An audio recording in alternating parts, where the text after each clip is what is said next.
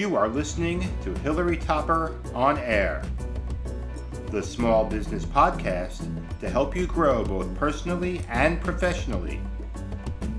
And now, here's your host, Hilary Topper. Welcome to Hilary Topper on Air, the podcast where inspiring stories meet exciting events. I'm your host, Hilary Topper, and I'm so excited about today's episode because we're talking about something very close to my heart, the world of triathlons. But before we begin, I have to thank our sponsors. This podcast could not be made possible without the support of our amazing sponsors, and I want to take this time out to thank them.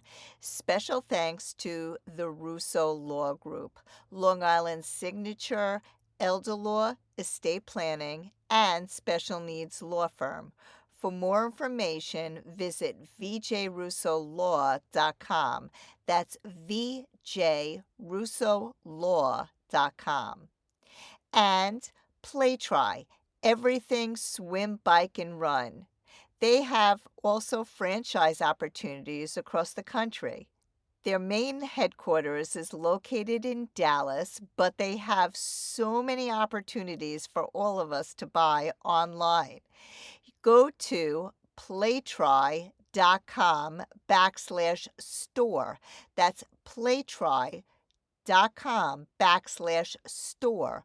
Or for opportunities for franchising, go to playtry.com and look for Own a Store.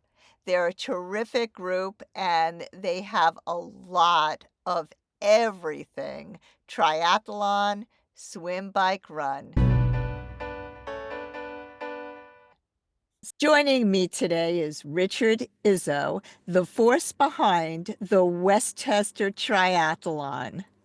This iconic event has been a staple in the triathlon community, but it took a little break. Now Westchester Tri is back, and I can't wait to hear all about it. We're going to find out what's new, what's exciting, and what it takes to make an event like this a success.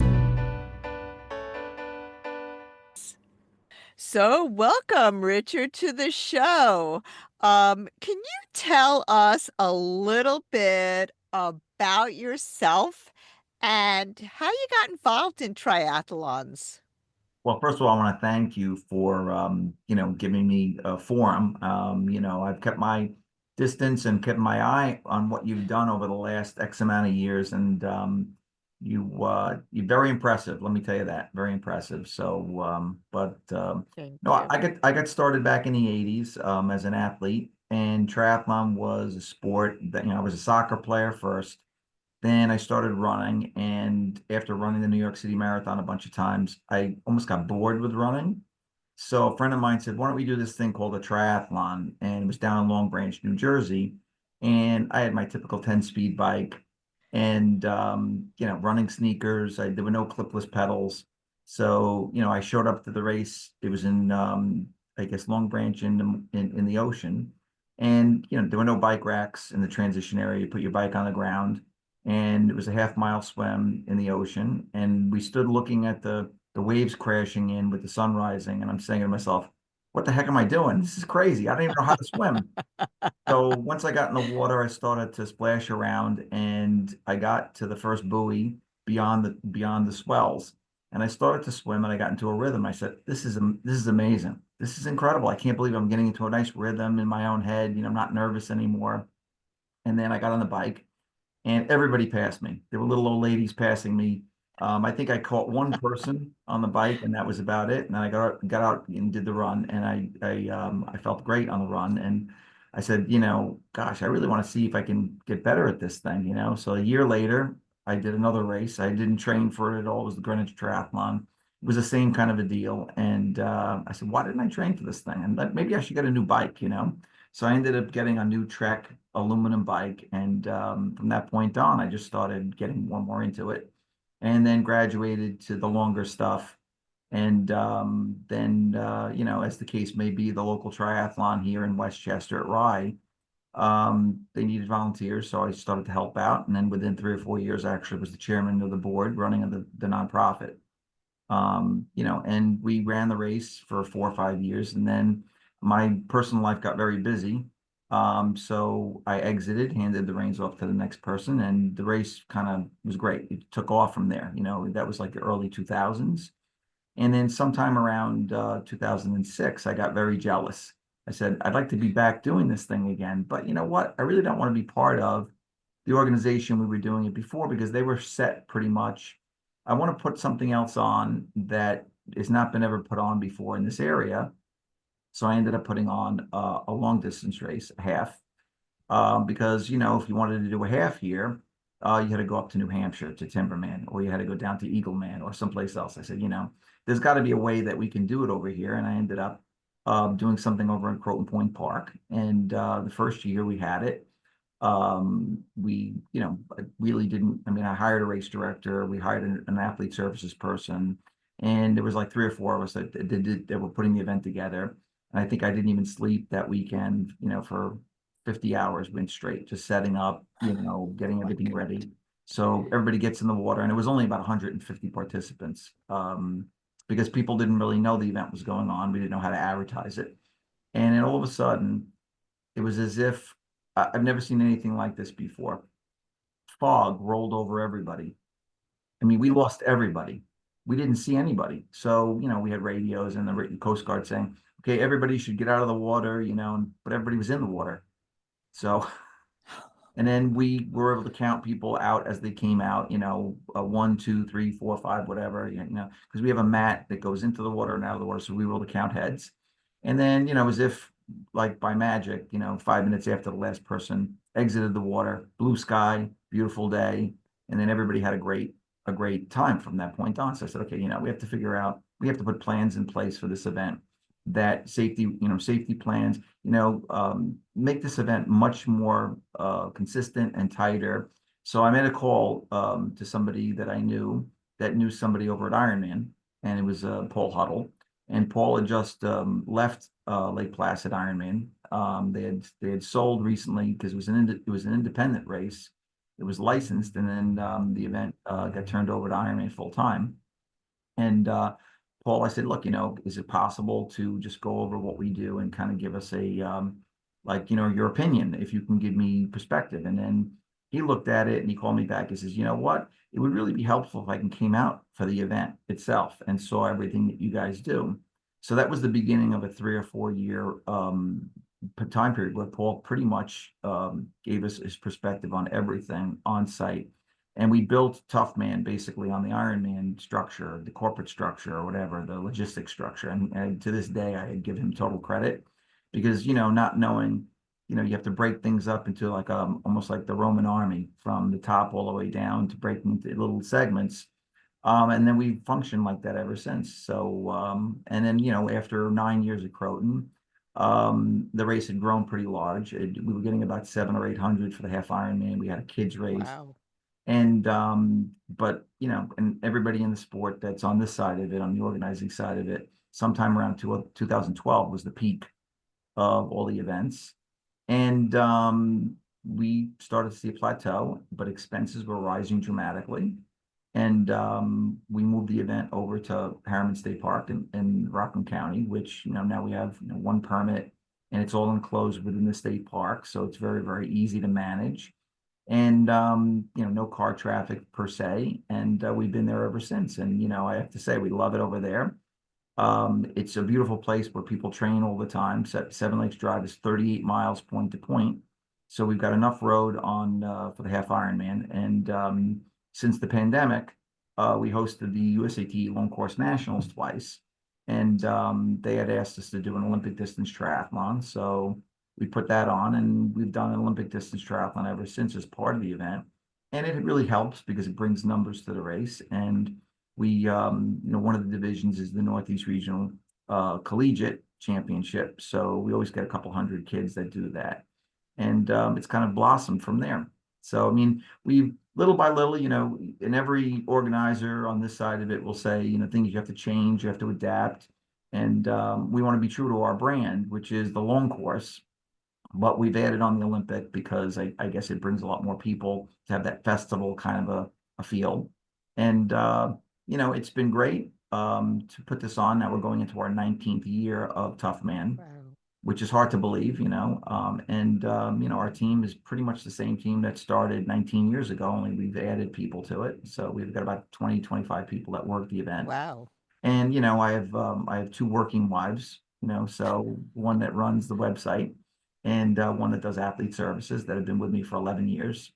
And so it's really been great. So I really cannot say it's the brand is all about the people that work for it, which is the staff, and they're all full-time people that come in for the weekend. And most of these people I've known for 25, 30 years, either through triathlon or I met through Toughman. And but we couldn't do it without a great team of people. So we're very happy.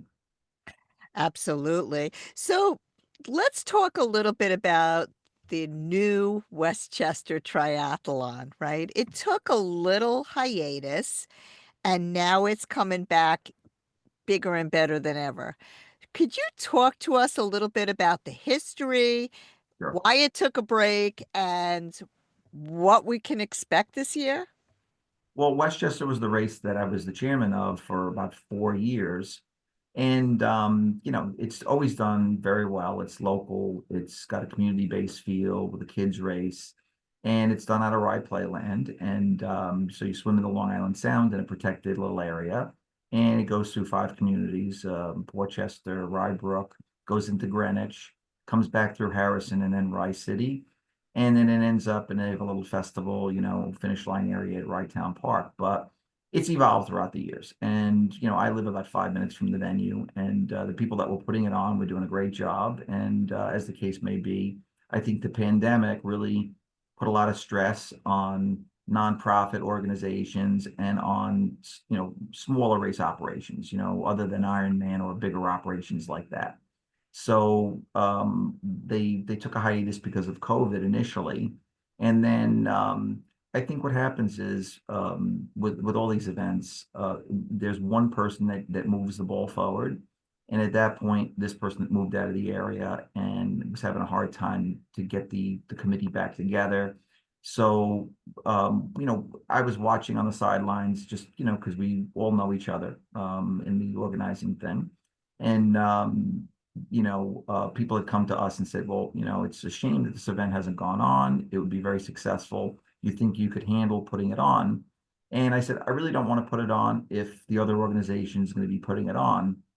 So it became apparent sometime last year that they were no longer going to go forward with it. So we started investigating how much effort and time would it take to do the two events, because in reality, I don't do this for a living. I'm a full-time doctor. So I do this because I like to organize, and just to see people, I used to get the experience of racing. Now I'm on that side of it. So we looked at it, and it happens to be that it's 9 permits. So I said, wow, this is going to be a real thing, real hard thing, because when we did it in the 90s, there was no 9 permits. Things have changed dramatically. So we started the process sometime around September, and we got our last permit approved in January.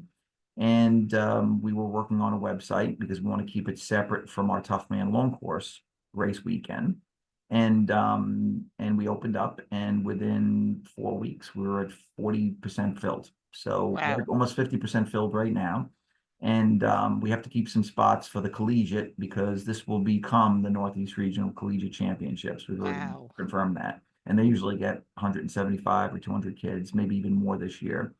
And we always keep 200 spots for the kids race.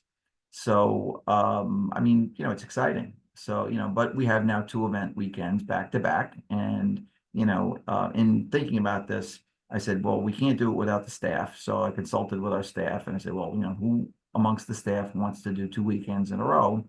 And, without a doubt, everybody said that they wanted to do it. And I said, look, you don't have to do it if you don't want to do it. And they're like, no, no, no, we would like to do it. So we're pretty much all set, and, we're moving along. And now it's just a matter of, getting to that last registration, closing the race down. And, this year, I don't think we'll have a problem with that, because unfortunately, there are a lot of races this year actually are not going on. I mean, it's an inflection point in triathlon, which we can discuss further. But I think that we're kind of like, there's very few of us that are left that are independents. Us, Merle McDonald, Mighty Montauk, Event Power on Long Island, Hits up north of us. So there are less and less opportunities for athletes to race if you're not going long. Hmm. Talk to us about the dates of these events. You've got the 70.3 Toughman and the Westchester Triathlon. So, what are the dates and times? And Sure.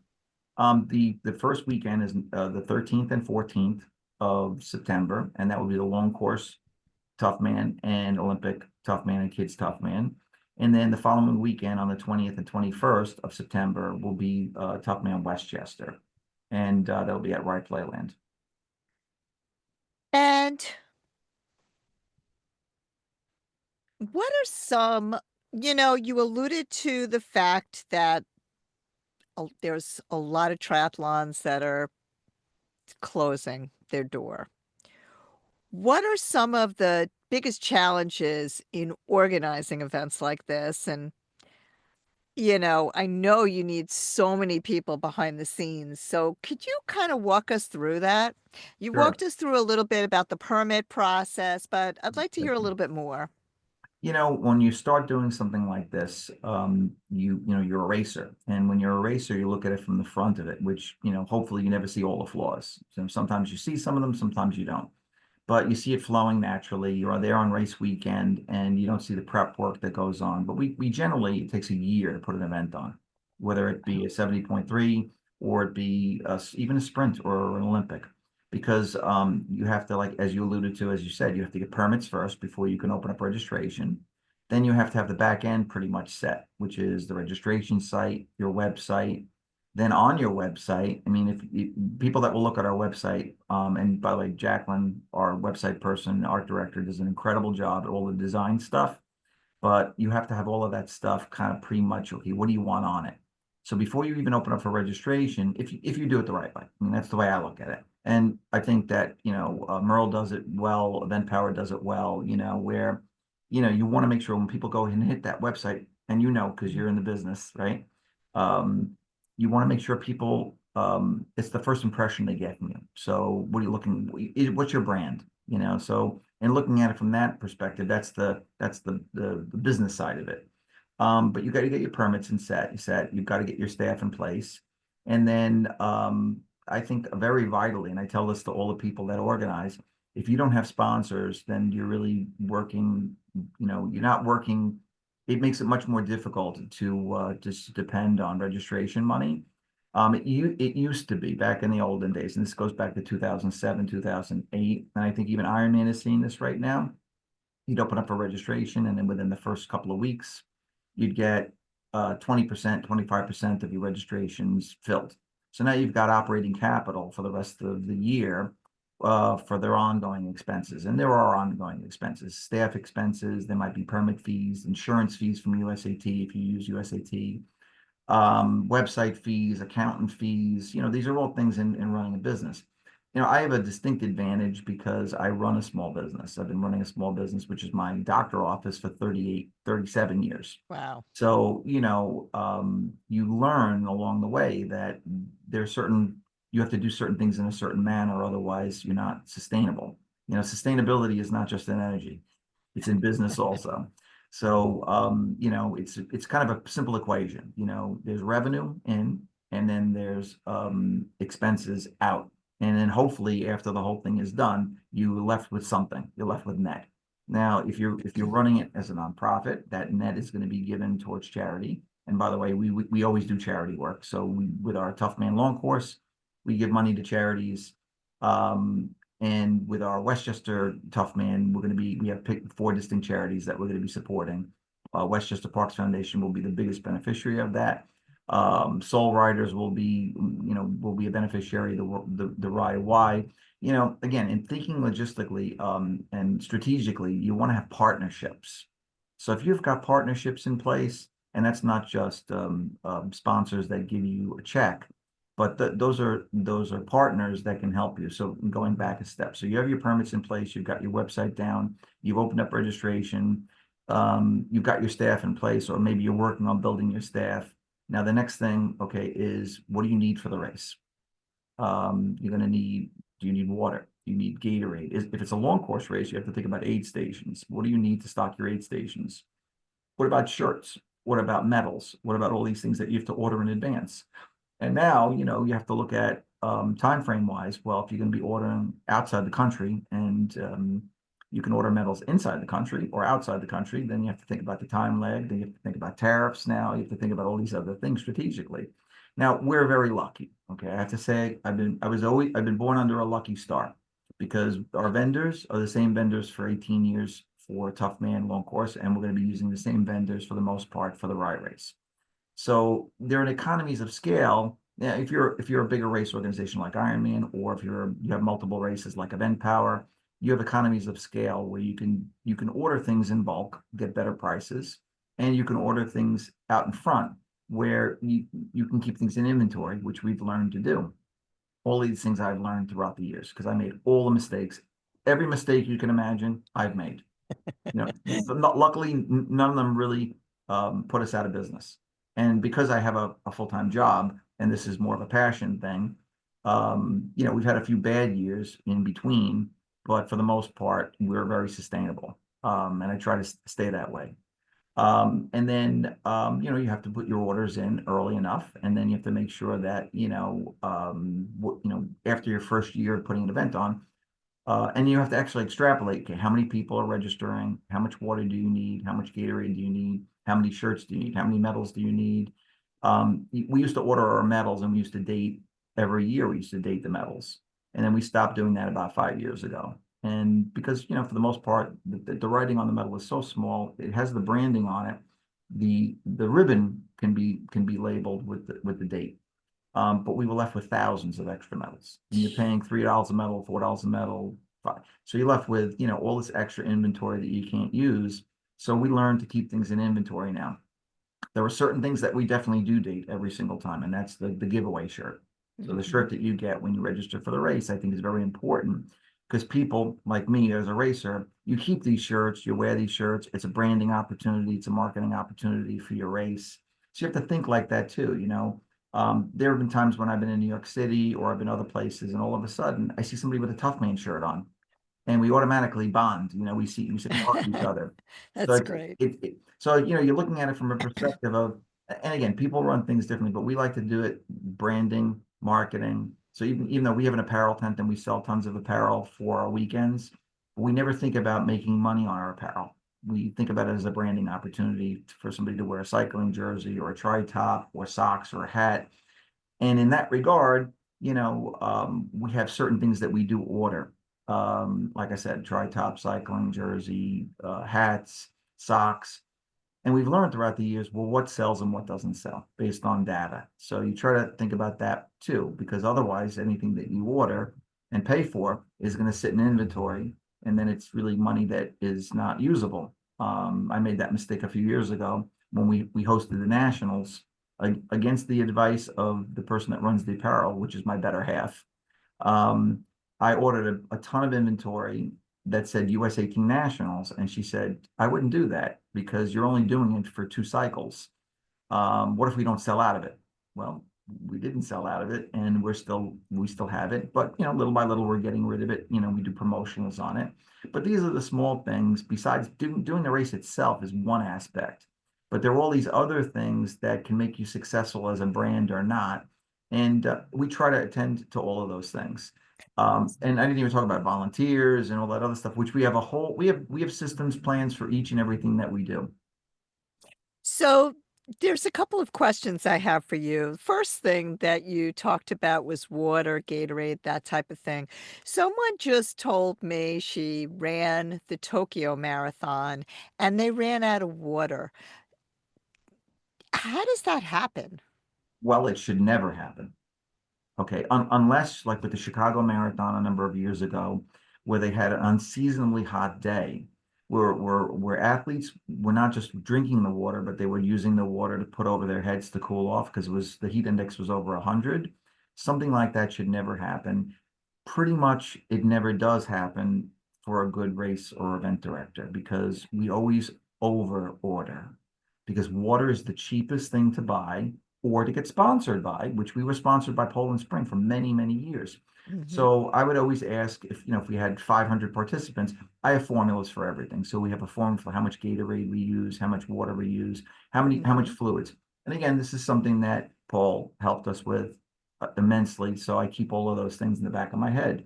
And those numbers will change year to year, but I'd rather have more water than not. Rather have more Gatorade than not. I'd rather have more medals than not. We always, unless you have a closed out race, like Ironman is very lucky in some respects, even though they do a great job, because if you can close your event out, then you know up front how many shirts you need, how many medals you need, how much water you need, how much food do you need, how many gels that you need. Those things make it a lot easier. As a Hmm. smaller race director, it's immensely hard. And going back a step, we don't get 20% of registrations anymore after the first couple of weeks. The stats show, and this is going with Ironman also, that we get 40% of our registrations within 4 weeks of the event date. So to answer your Wow. question before about why events have gone away is because that's very stressful financially. That's very stressful to under order or over order. But for the most part, if you don't have enough money to run, if you're not running it strictly and tightly throughout the year and you don't have a system planned for that, you might run out of money before the event. You might not have enough registrations to run the day-to-day costs or the week-to-week costs, even if it's a one event. So it's very, very difficult today if you're a smaller operation to be sustainable unless you've got partnerships in place. And we Right. really focus in on the partnerships. So, for a Toughman long course event, Morgan Stanley is our title. Morgan Franklin, Nassau Annuity. And again, these are sponsorships that have built up over the years. So we added one and then they liked it, they stayed. We added another one. So your main focus is to be able to, in my opinion, is to be able to pay for the event through your partnerships. So registrations are not the thing that you depend on. Now, of course, you have to have registrations for your partnerships because they need foot traffic to be able to push their brands. But for the most part, most of the brands that we deal with, um, they're not, what are they getting from a sponsorship? It's really a passion play for them. So you look for sponsorships and partners that want to be part of it for many different reasons. I mean, Morgan's part of it because they bring 100, 150 people to the event as their corporate event. So they bring it and they do relays and stuff like that. Nassau Annuity, the CEO races every single year. Morgan Franklin sends relays again for our corporate division. Almost like the Markham Workplace Hmm. Challenge. Hmm. You could focus in on that. I mean, I always tell people that would be a great way for smaller operators. But again, there are a lot of challenges for smaller operators to sustain themselves going forward. And so, running out of water. We never run out of water. I've never run out of water once, and that's because I always order much more water than we need. Because what's the worst thing that happens? You've got an extra pallet of water. And believe me, we do every year have an extra pallet. So you know what I do? I donate it to the state police. I donate it to the parks Absolutely. department because now it serves two purposes. And they understand this. If I have to load that water in a truck and bring it back to my storage depot, how much, what am I saving? I have to have labor to do that. I might as well just give it to them and it creates goodwill. And Absolutely. goodwill goes a long way with a lot of the stuff that we talk about. That's why we have a relationship with the parks people from Harriman. We have a relationship with the new venue. In fact, I'm dealing with a lot of the same people at Playland that I dealt with in the 90s. So we already know each other. So it really goes a long way. And a lot of things can change when you've got a relationship with the people that operate the venue. And I always tell our staff, try to help out as much as possible with the people that are part of the venue. If they want to eat, they can be part of the barbecue. Because what does it cost us? A couple extra dollars here or there. And for the goodwill that you produce, you have sustainability in that realm too. Because getting permits today is very, very difficult in certain places, especially if you don't have a personal relationship. Case in point is the New York City Triathlon is not going on this year and probably will never go on again. Um, the organization that bought it, they're from Europe. So, I'm not sure if they had those connections, but Lifetime had the connection. John Korf, who was the original owner, was very connected to New York City, and he was able to bring an Ironman to New York City back in 2012, which was amazing. So, in doing all of this stuff, I mean, I'm the last person on the totem pole that gets anything. And if you're an event director and you're the owner, and I serve three purposes. I'm the event director, I'm the race director, and I'm the owner.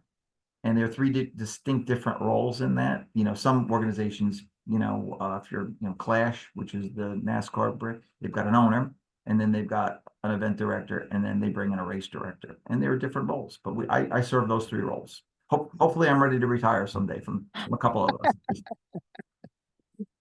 Oh, Rye Playland is such a cool place to have a venue. Um, could you tell our listeners how they can get involved, um, how they can participate, how they can volunteer, and also if there's anything new going on this year other than, in prior years? Well, first of all, we have a website that you can register at, toughmanwestchester.com.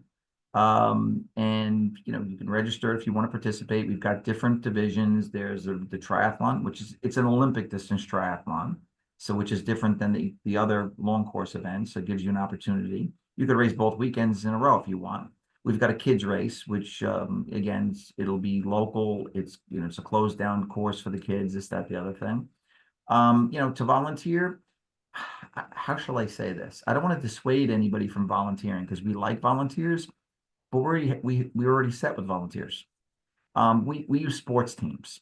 So we connect with the colleges or the high school or the Boy Scouts. And again, the way we work it is we make a donation to each of the teams that we deal with. And because of that, you have a relationship. Like we have a relationship with Iona College and Manhattanville College. So, at Manhattanville, we do our bag stuffing and they supply me with 50 to 75 students. And, we break them up into groups. We do our bag stuffing, our numbers and everything like that. With Iona, they'll give us 3 or 4 sports teams for a race weekend. And this way I only have to deal with 3 coaches or 4 coaches. And then my volunteer coordinator, really, she's dealing with that. She assigns them roles throughout the courses. And because we've had Iona for at least 11 years, the coaches know exactly where to go on the courses. So sometimes they don't even have to show up to the venue until after the races are done. And we give them lists of stuff that they need to do and this, that, the other thing. But just come out to the event. If you're around local, spectate, cheer for the athletes. We're working on getting post-race food right now. I can't announce it yet, but I think I have a partner that's going to provide post-race food. We do have Captain Lawrence beer. That Captain Lawrence has been a great partner of ours for the last at least 15 years, and they donate craft beer for us.